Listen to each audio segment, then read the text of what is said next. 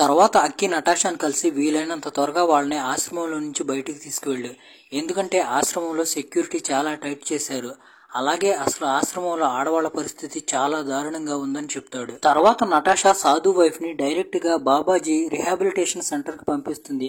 అక్కడికి వెళ్లిన తర్వాత సాధు వైఫ్ మలన్తో వాళ్ళ మావయ్య చచ్చిపోయాడని, అతని అంత్యక్రియలకి ఖచ్చితంగా వీళ్ళు రావాలని మలన్ కి చెప్పడంతో మలన్ ఉజాగర్ ని సాధుని అక్కడి నుండి పంపిస్తాడు.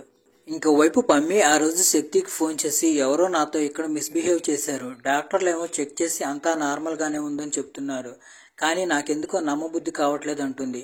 అప్పుడే అక్కడికి బబిత వచ్చి పమ్మిని తనతో పాటు తీసుకువెళ్తూ నువ్వు ఇదంతా పట్టించుకోకు, దీని గురించి మర్చిపో, నీ గేమ్ మీద కాన్సన్ట్రేట్ చెయ్యని చెప్తుంది. అయితే పమ్మి నాతో ఎవరో మిస్బిహేవ్ చేశారు, అది నాకు తెలుస్తుంది, రోజు నాకు లెగుస్తున్నప్పుడు చాలా నీరసంగా ఉందని అంటుంది. పమ్మి విషయంలో అసలేం జరిగిందో బబితకు తెలుసు, కానీ బబిత పమ్మికి ఏం చెప్పదు. ఒకరోజు ట్రైనింగ్కి వెళ్ళినప్పుడు పమ్మి పరిగెత్తలేకపోతుంది.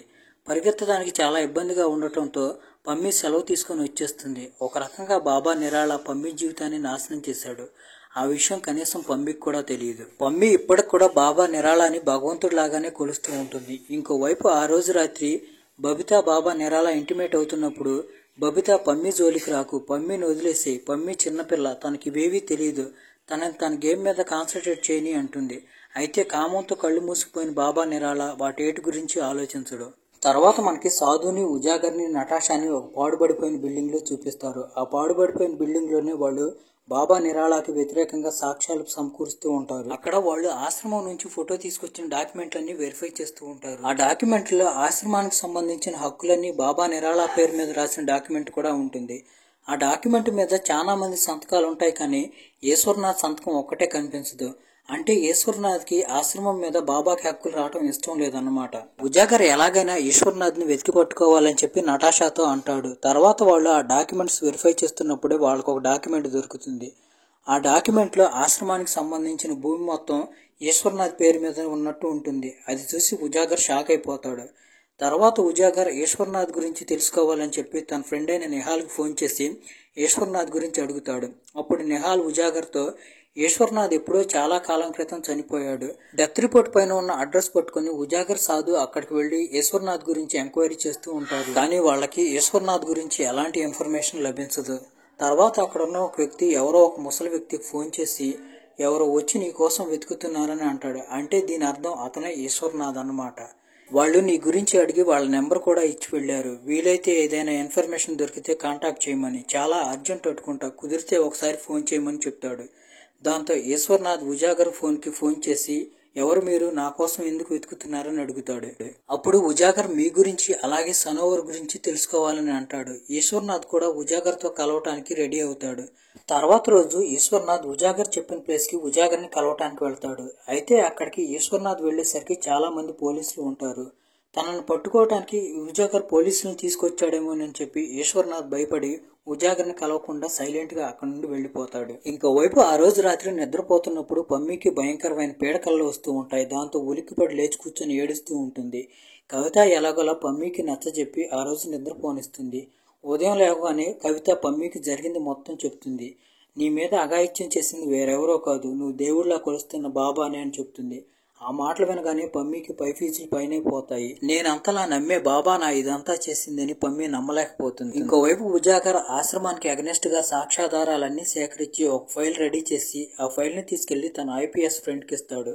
అతను ఆశ్రమానికి వ్యతిరేకంగా పోరాడి ప్రజలకు న్యాయం చేస్తాడని ఉజాగర్ నమ్ముతాడు. ఆ రోజు రాత్రి బాబా ఇంకోసారి తనకు పమ్మి కావాలని డిమాండ్ చేస్తాడు. దాంతో పెద్ద సాధ్వి వెళ్లి పాయసంలో మత్తుమందు కలిపి ఆ మత్తుమందు కలిపిన పాయసాన్ని పమ్మికి ఇస్తుంది.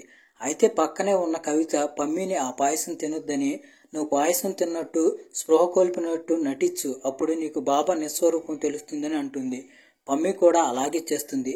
పమ్మి స్పృహ కోల్పోగానే పమ్మిని తీసుకెళ్లి బాబా రూమ్ లో పెడతారు. బాబా వచ్చి మెల్లగా పమ్మితో తప్పుడు పని చేయడం స్టార్ట్ చేస్తాడు. సైలెంట్ గా కళ్ళు తెరిచిన పమ్మికి ఎదురుగా బాబా కనిపించడంతో పమ్మి పైఫీజులు పైనే ఎగిరిపోతాయి. తానెంతగా నమ్మిన బాబా తనతో ఎలాంటి పని చేస్తున్నాడని చెప్పి పమ్మి ఆశ్చర్యపోతుంది. పమ్మి ఇంకా కూడా బాబా అలా చేస్తున్నాడంటే నమ్మలేకపోతుంది. అప్పుడు బాబా పమ్మితో ఇదంతా నా ఆశీర్వాదం, నీకు బలంగా ఉంటుందని చెప్తాడు.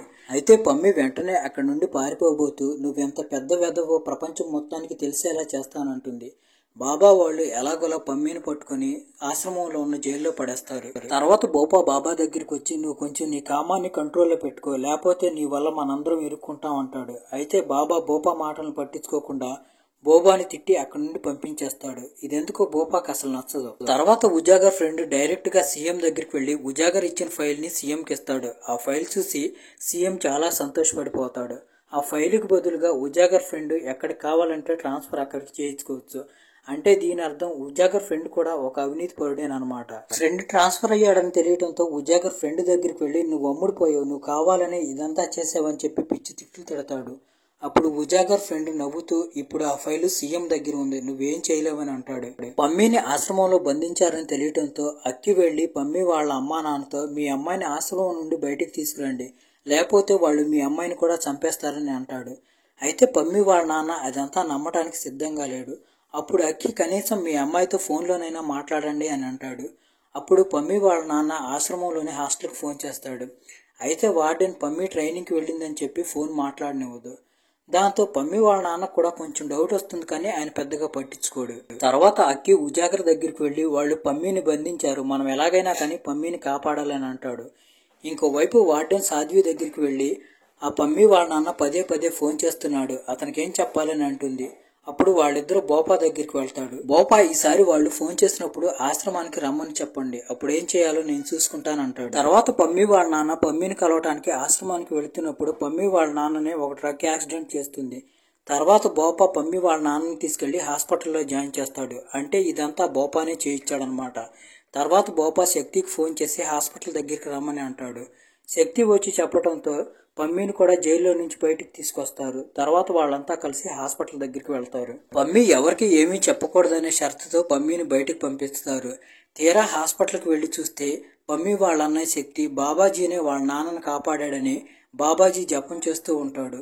అక్కడికి పమ్మి వాళ్ళ నాన్నను చూడటానికి బాబాజీ కూడా వస్తాడు. బాబాజీ పమ్మికి ఆశీర్వాదం ఇచ్చి అక్కడ నుండి వెళ్లిపోతాడు. ఇంకోవైపు సీఎం తన పార్టీ మనుషులకి టికెట్లు ఇస్తాడు. దిలావర్ అప్పుడు అక్కడికి వచ్చి నాకు టికెట్లు ఇచ్చావు, మరి నా మనుషుల సంగతి ఏంటని అంటాడు. సీఎం ఇవ్వడానికి వీలు కాదంటాడు. దాంతో వాళ్ళిద్దరి మధ్యలో గొడవ జరుగుతుంది. దిలావర్ తన మనుషుల్ని తీసుకుని పార్టీలో నుండి వెళ్లిపోతాడు. దిలావర్ అక్కడి నుంచి హుకుం సింగ్ దగ్గరికి వెళ్లి నేను ఇంతకు ముందు తప్పు చేశాను, నన్ను క్షమించి మీతో పాటు కలుపుకోండి అని అంటాడు. హుకుం సింగ్ కూడా అతన్ని కలుపుకుంటాడు. తర్వాత ఎన్నికల ప్రచారం జోరుగా స్టార్ట్ అవుతుంది. అందరూ వాళ్ళ ప్రచారాలు చేస్తూ ఉంటారు.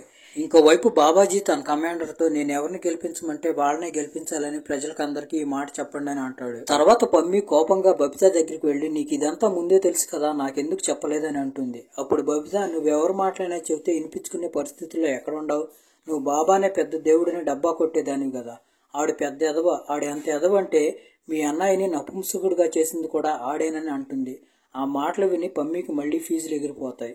అప్పుడు పమ్మి జరిగిపోయిందేదో జరిగిపోయింది, ఇక నేను నా గేమ్ పైన ప్రాక్టీస్ చేయాలనుకుంటుంది. అయితే ప్రాక్టీస్కి వెళుతున్నప్పుడు పమ్మిని వాడిని ఆపేసి నువ్వు ప్రాక్టీస్కి గీస్కి బయటకు వెళ్ళడానికి వీల్లేదు, ఏదైనా చేయాలనుకుంటే ఇక్కడే చేయంటుంది. ఒకరోజు సీఎం పిఏ బోపా దగ్గరికి వచ్చి సీఎం గారు ఒక కాన్సర్ట్ ని ఏర్పాటు చేస్తున్నారు, ఆ కాన్సర్ట్ కి బాబాజీ కూడా రావాలని అంటాడు. అయితే నిరాలాకి ఆ కాన్సర్ట్ కి వెళ్లడం ఇష్టం లేకపోవడంతో బాబాజీ ఆ కాన్సర్ట్ కి రాడని చెప్తాడు. ఈ మాట సీఎంకి తెలియటంతో సీఎం కోపం వచ్చి ఆశ్రమం పైన రైడ్కి పంపిస్తాడు. అక్కడ ఆఫీసర్లకి డ్రగ్స్ ఇంకా చేసేదేం లేక ఆ రైడ్ నుండి తప్పించుకోవడానికి బోపా సీఎం కి ఫోన్ చేసి బాబాజీ కాన్సర్ట్ కి వస్తాడని చెప్తాడు. అలా చెప్పడంతో సీఎం తన ఆఫీసర్లను వెనక్కి పిలిపిస్తాడు. తర్వాత బాబాకి సీఎం పైన విపరీతమైన కోపం వస్తుంది. ఎందుకంటే ప్రతిసారి సీఎం తనని ఎక్కించడానికి ట్రై చేస్తున్నాడని. ఎలక్షన్ కంటే ముందు ఆఖరిగా ఒక కాన్సర్ట్ లో సీఎం అలాగే బాబా కలిసి పార్టిసిపేట్ చేస్తారు. దాంతో చూసే వాళ్ళందరికీ బాబాజీ సీఎం వైపు ఉన్నాడని అనిపిస్తుంది. ఇంకోవైపు ఆ రోజు ఆశీర్వాదం తీసుకోవడానికి వచ్చినప్పుడు పమ్మి బాబాతో చాలా ప్రేమగా మాట్లాడుతూ బాబాజీ నన్ను ప్రాక్టీస్కి వెళ్ళనీయకుండా ఆపకండి అని అంటుంది. బాబాజీ కూడా దానికి ఒప్పుకుంటాడు. ఇంకోవైపు అక్కి ఆశ్రమానికి వచ్చినప్పుడు ఆశ్రమంలో వాళ్ళు మాట్లాడుకుంటూ పమ్మి వాళ్ళ నాన్న చనిపోయేటట్టుంటాడు, అతను ఆక్సిజన్ పీకేస్తే పోతుంది అనుకుంటారు.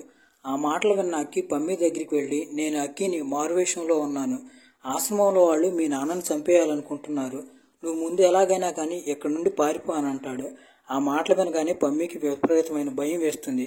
తర్వాత రోజు నుంచి పమ్మి ఆశ్రమం నుండి పారిపోవడానికి ప్లాన్స్ వేస్తాడు. ఎలక్షన్లు దగ్గర పడతాయి. బాబా సైలెంట్ గా తన మనుషులందరికీ ఎవరికి ఓటేయాలో చెప్పేస్తాడు. ఎలక్షన్ రిజల్ట్ రానే వస్తుంది. ఈసారి హుకుమ్ సింగ్ గెలుస్తాడు. హుకుమ్ సింగ్ గెలవడంతో సీఎంకి మైండ్ పోతుంది. బాబా మనల్ని మోసం చేశాడని అర్థమవుతుంది. ఇంకోవైపు హుకుమ్ సింగ్ వచ్చి బాబాని కలుస్తాడు. ఇప్పుడు ఈ రాష్ట్రం మొత్తం మీ చేతుల్లో ఉంది, మీరేం చెప్తే నేను అది చేస్తానంటాడు.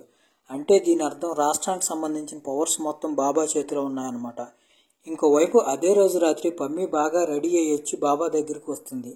అయితే అక్కడున్న సెక్యూరిటీ వాళ్ళు బాబాని కలవడానికి వీల్లేదు. బాబాని కలవాలంటే ఆయన దగ్గర నుంచి పర్మిషన్ ఉండాలని చెప్పి బాబాకు చెప్పడానికి వెళ్తారు. వాళ్ళు వెళ్ళిన తర్వాత బాబా పమ్మిని తీసుకురామని చెప్తాడు.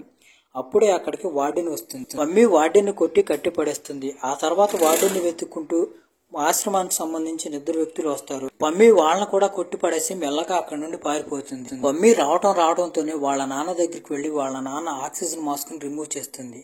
పమ్మి అక్కడ నుండి పారిపోతున్నప్పుడు పమ్మి ఇంతకు ముందు కొట్టిపడేసిన వాళ్ళలో ఒక అతనికి మెలకు వస్తుంది. అతను కిందకు వచ్చి పమ్మి పారిపోతుందన్న విషయం అందరికీ చెప్తాడు. దాంతో అంతా కలిసి పమ్మిని వెతకడం స్టార్ట్ చేస్తారు. ఆ వ్యక్తి పమ్మి దగ్గరికి వచ్చి పమ్మి మీద అటాక్ చేయబోతాడు. అయితే పమ్మి అతన్ని కొట్టిపడేసి ఎలాగోలా అక్కడి నుండి తప్పించుకుంటుంది. అప్పుడు అక్కి వచ్చి బైక్ మీద పమ్మిని ఎక్కించుకొని తీసుకువెళ్తాడు. బోపా పమ్మి పారిపోయిందన్న విషయం తెలుసుకుని అక్కి దగ్గరికి వెళ్తాడు. ఎందుకంటే అక్కిని పట్టుకొని టార్చర్ చేసి పమ్మిని రప్పించాలనేది బోపా ప్లాన్.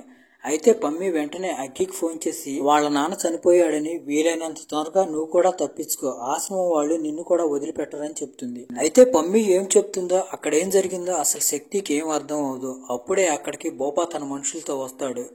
ఫోన్లో పమ్మి ఉందని తెలియటంతో బోపా డైరెక్ట్గా గన్ తీసుకెళ్లి శక్తి తలకు గురిపెట్టి, పమ్మి నువ్వు ఇక్కడికి రా, లేకపోతే మీ అన్నయ్యని ఇక్కడే చంపేస్తానని వార్నింగ్ ఇస్తాడు. ఈ మాటలని ఫోన్లో పమ్మి వింటుంటుంది. శక్తికి మ్యాటర్ మొత్తం అర్థమయ్యి పమ్మితో వీళ్ళేం చేసినా నువ్వు ఇక్కడికి రాకని చెప్పి బోపా చేతిలో ఉన్న గన్ తీసుకుని తనను తాను షూట్ చేసుకుని చనిపోతాడు. ఇది ఫోన్లో ఉన్న పమ్మి కూడా వింటుంది. పమ్మికి రక్తం మరిగిపోతుంది. ఇప్పుడు పమ్మికి ఉంది ఒకటే ఒక లక్ష్యం, బాబాజీ మీద అలాగే బోపా మీద పగ తీర్చుకోవటం. ఇంకోవైపు మనకి సీఎంగా ప్రమాణ స్వీకారం చేస్తున్న హుకుమ్ సింగ్ ని చూపిస్తారు. అక్కడ బాబాజీ కూడా ఉంటాడు. ఇక్కడతో ఎపిసోడ్ 2 ఎండ్ అయిపోతుంది.